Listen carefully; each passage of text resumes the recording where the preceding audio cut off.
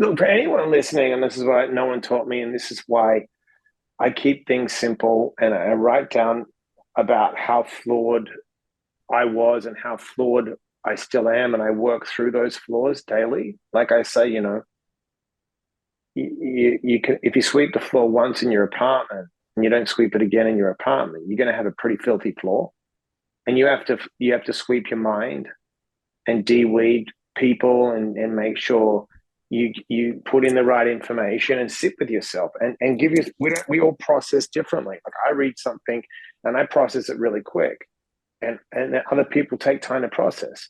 But the one most important thing we have to realize is that to gain any kind of self-confidence, and I don't know if we talked about it, someone asked me the other day if I do affirmations. I said no, I don't.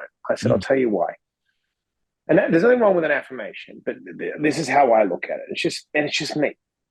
If you, Jason, and me, Mike, you're in where you're at, I'm where I'm at, go to our car tonight, and we both get robbed, right? Someone comes up, give me your money, cracks us, right? You go home and you're like, well, I've watched all this stuff on positive affirmations. And you just sit in the mirror for the next year and tell yourself you're strong, you're tough, and all these things. Whatever you want to be, I'm powerful, I'm whatever. And I go, well, I'm pretty vulnerable in this situation. So I need to learn how to defend myself.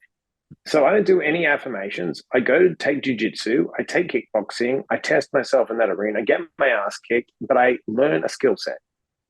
What happens a year later is the same guy comes up, bang, robs you. You go home and go, man, my life is screwed up. I got robbed again, right? It's like being in a bad relationship. You keep getting taken advantage of. Me, I flip the guy on his ass, right? I go, I'll give you money, but if you try that shit with me again, I'll cut you in pieces, right? And the guy walks off. When I go home, what happens? I have acquired a set of skills.